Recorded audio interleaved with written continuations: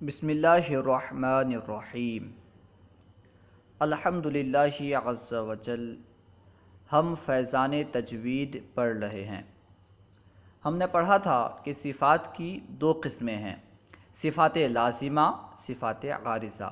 صفات لازمہ کی پھر دو قسمیں ہیں، صفات لازمہ متضادہ، صفات لازمہ غیر متضادہ۔ آج ہم انشاءاللہ عز وجل صفات کی دوسری قسم یعنی صفات عارضہ کے تعلق سے پڑھیں گے۔ آئیے شروع کرتے ہیں۔ سبق نمبر 12، صفات عارضہ کا بیان۔ صفات عارضہ صفات لازمہ کے مقابل ہے۔ صفات عارضہ کسے کہتے ہیں؟ اس سے پہلے ہم پڑھ چکے ہیں، یعنی وہ صفات جو حرف میں کبھی پائی جائیں اور کبھی نہ پائی جائیں، یعنی حرف کو ہمیشہ لازم نہ ہو، اور صفات عارضہ کے ترک کی وجہ سے حرف ادا تو ہو جاتا ہے، یعنی اگر ہم صفات عارضہ کو ادا نہ کریں تب بھی حرف ادا تو ہو جاتا ہے، لیکن اس کی خوبصورتی باقی نہیں رہتی۔ ٹھیک ہے، دیکھیے صفات عارضہ کا بیان۔ صفات عارضہ کی اقسام۔ بنیادی طور پر صفات عارضہ کی دو قسمیں ہیں۔ جس طرح صفات لازمہ کی دو قسمیں تھیں، صفات لازمہ متضادہ، صفات لازمہ غیر متضادہ، اسی طرح صفات عارضہ کی دو قسمیں ہیں۔ نمبر 1 صفات عارضہ بالصفت، نمبر 2 صفات عارضہ بالحرف۔ ٹھیک ہے، صفات عارضہ کی اقسام۔ بنیادی طور پر صفات عارضہ کی دو قسمیں ہیں، صفات عارضہ بالصفت، صفات عارضہ بالحرف۔ اب ہر ایک کی تعریف بیان کر رہے ہیں کہ صفات عارضہ بالصفت سے کیا مراد ہے، صفات عارضہ بالحرف سے کیا مراد ہے۔ دیکھیے نمبر 1 صفات عارضہ بالصفت کی تعریف۔ صفت عارضہ کا سبب صفت لازمہ ہو تو اسے صفت عارضہ بالصفت کہتے ہیں، یعنی اگر کسی صفت لازمہ کی وجہ سے صفت عارضہ آئی ہو تو اسے صفت عارضہ بالصفت کہتے ہیں۔ مثال دیکھیے انشاءاللہ عز و جل بات واضح ہو جائے گی۔ جیسے حرف کا پر ہونا بوجہ استعلاء کے، یعنی دوسرے حرف میں استعلاء کی صفت پائی جانے کی وجہ سے کسی حرف کا پر ہونا۔ مثلا مرصاد، اس مثال میں را کو پر پڑھنا صاد کی استعلاء کی وجہ سے، کیونکہ صاد حروف مستعلیہ میں سے ہے، صاد میں صفت لازمہ استعلاء پائی جا رہی ہے، تو صاد کی وجہ سے را کو پر پڑھنا یہ صفت عارضہ بالصفت ہے۔ را کو پر کیوں پڑھ رہے ہیں؟ کیونکہ اس کے بعد آنے والے حرف میں صفت لازمہ یعنی صفت استعلاء پائی جا رہی ہے، جس کی وجہ سے ہم را کو بھی پر پڑھ رہے ہیں۔ تو یہاں پہ را کو پر پڑھنا صفت عارضہ بالصفت ہے۔ نمبر 2 صفات عارضہ کی دوسری قسم ہے صفات عارضہ بالحرف۔ صفات عارضہ بالحرف کسے کہتے ہیں؟ صفات عارضہ بالحرف کی تعریف۔ وہ صفت جس کا سبب کوئی دوسرا حرف ہو، جس صفت کا سبب کوئی دوسرا حرف ہو اسے صفت عارضہ بالحرف کہتے ہیں۔ سبب اگر صفت لازمہ ہو تو صفت عارضہ بالصفت، سبب اگر کوئی دوسرا حرف ہو صفت عارضہ بالحرف۔ ٹھیک ہے، جیسے نون ساکن اور تنوین کے بعد حروف یخفا میں سے کسی حرف کے آ جانے کی وجہ سے یخفا، جیسے انفسکم میں نون ساکن کے بعد حرف یخفا میں سے فا آ جانے کی وجہ سے یخفا ہوا ہے، جو کہ صفات عارضہ میں سے ہے۔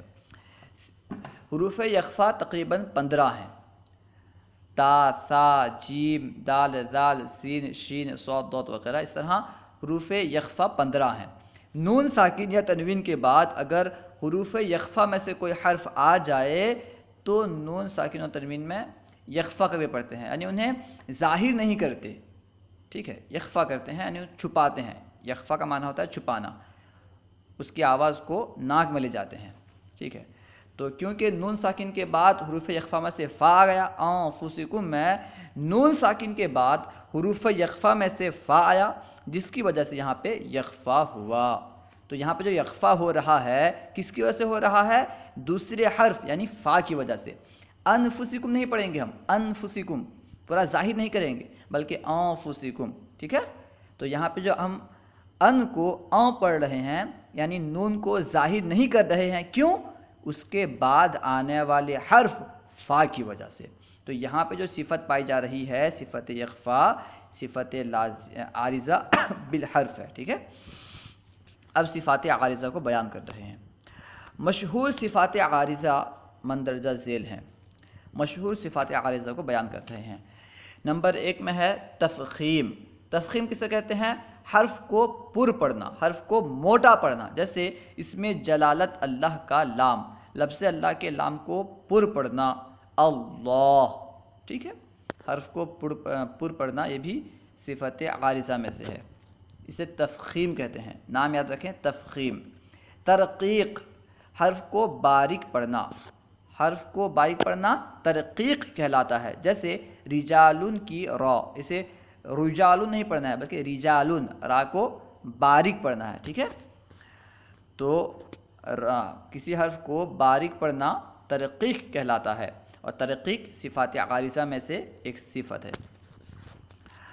تحقیق، حرف کو خوب واضح اور صاف پڑھنا، یعنی حمزہ کو خوب واضح اور صاف پڑھنا. حمزہ کا جو مخرج ہے حمزہ کو اسی سے ادا کرنا تحقیق کہلاتا ہے. تحقیق، حرف کو خوب واضح اور صاف پڑھنا. جیسے اَأَنذَرْتَهُمْ، اَأَنذَرْتَهُمْ. ٹھیک ہے، یہاں پہ حمزہ کو پورا صاف پڑھنا تحقیق کہلاتا ہے.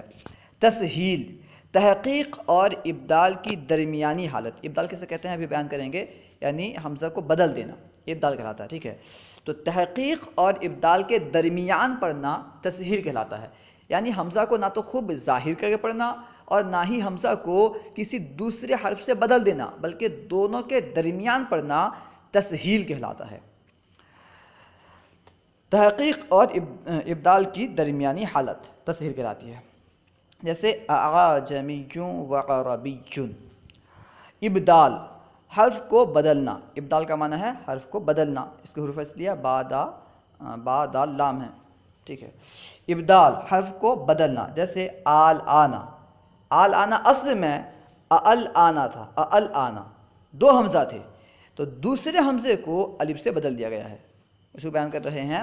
ابدال، حرف کو بدلنا. جیسے آل آنا اصل میں اَل آنا تھا، دوسرے حمزہ کو الف سے بدل دیا گیا ہے، تو یہ کیا ہے؟ ابدال ہے. ٹھیک ہے. اثبات، اثبات کسے کہتے ہیں؟ حرف کو باقی رکھنا. حرف کو باقی رکھنا اثبات کہلاتا ہے. جیسے یمحو اللہ کو وقف میں یمحو پڑھنا. جیسے یمحو اللہ ہے نا، اگر ہم یمحو پہ وقف کریں گے تو واو پڑھیں گے یمحو، اس طرح پڑھیں گے یمحو. ٹھیک ہے، تو یہاں پہ ہم واو کو باقی رکھ رہے ہیں، تو یہاں پہ اس بات کی صفت پائی جا رہی ہے. حذف، حرف کو ختم کر دینا. جیسے یمحو اللہ کو، یمحو اللہ کی واو کو وصل میں حذف کر دینا. اگر ہم ملا کے پڑھیں تو واو نہیں پڑھیں گے. یمحو اللہ میں جو واو ہے اسے یمحو اللہ اس طرح نہیں پڑھیں گے، یمحو اللہ، یمحو اللہ. ہا پہ ضمہ پڑھیں گے بس. ٹھیک ہے، ہا کے بعد واو نہیں پڑھیں گے. حذف، حرف کو ختم کرنا. جیسے یمحو اللہ کو، یمحو اللہ کی واو کو وصل میں حذف کر دینا یعنی نہ پڑھنا. اظہار، ظاہر کرنا. اظہار کا معنی ہے ظاہر کرنا، اور ایسے اظہار کسے کہتے؟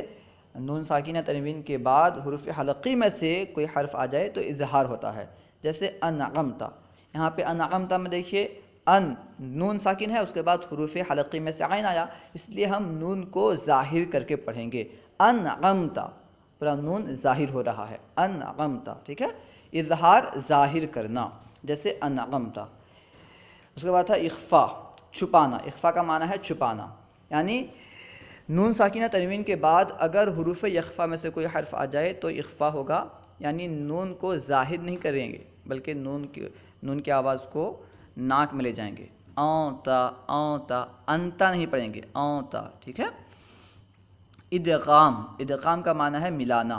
جیسے من ینظرو، نون ساکینہ تنوین کے بعد حروف یرملون، لفظ یرملون ہے نا، یرملون میں جو 6 حروف ہیں ان میں سے اگر کوئی حرف نون ساکن کے بعد یا تنوین کے بعد آ جائے تو وہاں پہ ادغام کرتے ہیں، یعنی نون ساکن تنوین کو ما بعد والے حرف میں ملا کر پڑھتے ہیں. جیسے من ینظر، کیونکہ نون ساکن کے بعد حروف یرملون میں سے یا ہے، اسی وجہ سے من ینظر پڑھیں گے، من ینظر نہیں پڑھیں گے. ٹھیک ہے، من ینظر نون کا یا میں ادغام کر دیں گے، من ینظر. اقلاب، اقلاب کا معنی ہے بدلنا، جیسے من بعدی. دیکھیے یہاں پہ نون ساکن کے بعد حرف با آیا، جس کی وجہ سے نون ساکن کو میم سے بدل دیا گیا. حالانکہ ہے نون، میم من بعدو ہے، من بعدی پڑھ کر رہے ہیں، من بعدی، من بعدی پڑھ رہے ہیں، ہے کیا من بعدی. نون ساکن تنوین کے بعد اگر حرف با آ جائے تو اقلاب ہوتا ہے، یعنی نون ساکن کو میم سے بدل دیتے ہیں. جیسے من بعدی، من بعدی، اسے من بعدی نہیں پڑھیں گے. ادغام شفوی، یہ تو مطلق ادغام اور اقلاب وغیرہ تھا. اب ادغام شفوی کسے کہتے ہیں اسے بیان کر رہے ہیں. ادغام شفوی میم ساکن کو دوسری میم میں مدغم کرنا، یعنی میم ساکن کو دوسرے میم میں ملا کر پڑھنا. جیسے فہم مقمحون، دیکھیے فہم میں میم ساکن ہے، اس کے بعد مقمحون میں بھی میم ہے، تو فہم میں جو میم ساکن ہے اس کو دوسرے میم میں ادغام کر دیا گیا، پہلے میم کا دوسرے میم میں ادغام کر دیا گیا، تو فہم مقمحون. اخفاء شفوی میم ساکن کو اس کے مخرج میں چھپا کر پڑھنا. جیسے وما ہم بمؤمنین، یعنی میم ساکن کے بعد اگر حرف با آ جائے تو اخفاء شفوی ہوتا ہے، یعنی میم ساکن کو چھپا کر ادا کرتے ہیں. وما ہم بمؤمنین. ٹھیک ہے. اظہار شفوی میم ساکن کو اس کے مخرج سے ظاہر کر کے پڑھنا. جیسے الحمد، یعنی اگر میم ساکن کے بعد حرف با یا میم کے علاوہ کوئی دوسرا حرف آ جائے تو اظہار شفوی ہوگا، یعنی میم کو ظاہر کر کے پڑھیں گے. جیسے الحمد میں میم ظاہر ہو رہا ہے. امالہ، امالہ کسے کہتے ہیں؟ الف کو یا کی طرف اور زبر کو زیر کی طرف مائل کر کے پڑھنا. الف کو یا کی طرف مائل کر کے پڑھنا اور زبر کو زیر کی طرف مائل کر کے پڑھنا امالہ کہلاتا ہے. جیسے مجریہا، بس یہی ایک کلمہ ہے جسے قرآن پاک میں مجہول پڑھا جاتا ہے، مجریہا. اسے مجریہا نہیں پڑھیں گے، مجریہا. ٹھیک ہے، مجریہا. مد، مد کا معنی ہے کھینچنا. جیسے جاء، اس کے بعد ہے غنہ، ناک میں آواز لے جانا. ناک میں آواز لے جانے کو غنہ کہتے ہیں. جیسے اونتا، اونتا. ٹھیک ہے. صفات عارضہ کا عارضہ یہ تھے. ٹھیک ہے، تقریباً 10-15 ہوں گے. تفخیم 1، ترقیق 2، تحقیق 3، تسہیل 4، ابدال 5، اثبات 6، حذف 7، اظہار 8، اخفاء 9، ادغام 10، اقلاب 11، ادغام شفوی 12، اخفاء شفوی 13، اظہار شفوی 14، امالہ 15، مد 16، غنہ 17. تقریباً 17 صفات یہاں پہ بیان کیے گئے ہیں. یہ صفات کا ایک نقشہ ہے، انشاءاللہ عز و جل ہم اسے دوسری ویڈیو میں سمجھا دیں گے. ٹھیک ہے، دیکھ لیں سرسری طور پر. اولاً صفات کی 2 قسمیں ہیں، صفات لازمہ، صفات عارضہ. صفات لازمہ کسے کہتے ہیں؟ جو حروف میں ہر حال میں پائی جائیں انہیں صفات لازمہ کہتے ہیں. اور صفات عارضہ کسے کہتے ہیں؟ جو حروف میں کبھی ہوں اور کبھی نہ ہوں. یہ 17 ہیں، صفات عارضہ 17 ہیں. ٹھیک ہے. صفات لازمہ کو دیکھیں. صفات لازمہ کی 2 قسمیں ہیں، صفات لازمہ متضادہ، صفات لازمہ غیر متضادہ. صفات لازمہ متضادہ کسے کہتے ہیں؟ جن کی کوئی ضد ہو، جن صفات کی کوئی ضد ہو انہیں صفات لازمہ متضادہ کہتے ہیں. یہ 10 ہیں، صفات لازمہ متضادہ 10 ہیں. حمز اس کی ضد ہے زہر، شدت اس کی ضد ہے رخاوت، اور ایک ہے توسط. اس کے بعد ہے استعلاء، اس کی ضد ہے استفال. اطباق اس کی ضد ہے انفتاح. اذلاق اس کی ضد ہے اسمات. اس طرح صفات لازمہ متضادہ 10 ہیں. صفات لازمہ غیر متضادہ جن کی کوئی ضد نہ ہو یہ 7 ہیں. کون کون سے ہیں؟ صفیر، قلقلہ، لین، انحراف، تکریر، تفشی، استطالت. صفات لازمہ غیر متضادہ 7 ہیں، انہیں یاد کر لیں. ٹھیک ہے. اس کے بعد صفات عارضہ، صفات عارضہ کل 17 ہیں جنہیں ہم نے ابھی پڑھا: تفخیم، ترقیق، تحقیق، تسہیل، ابدال، اثبات، حذف، امالہ، اظہار، ادغام، اخفاء، اقلاب، اظہار شفوی، ادغام شفوی، اخفاء شفوی، مد، غنہ۔ اب سوالات دیکھ لیجئے۔ سوالات سبق نمبر 12: صفات عارضہ کی کتنی قسمیں ہیں؟ ان کے نام بتائیے۔ صفات عارضہ کی 2 قسمیں ہیں: صفات عارضہ بالصفت، صفات عارضہ بالحرف۔ صفات عارضہ بالصفت کی تعریف بیان کیجیے، جس کا مفہوم یہ ہے صفات عارضہ کسے کہتے ہیں؟ اگر صفت لازمہ کی وجہ سے، صفت عارضہ کا سبب اگر صفت لازمہ ہو تو اسے صفت عارضہ بالصفت کہتے ہیں۔ جیسے را کو صاد کی وجہ سے پر کرنا میرا صاد میں، ٹھیک ہے۔ اس کے بعد ہے صفات عارضہ بالحرف کی تعریف بیان کیجیے۔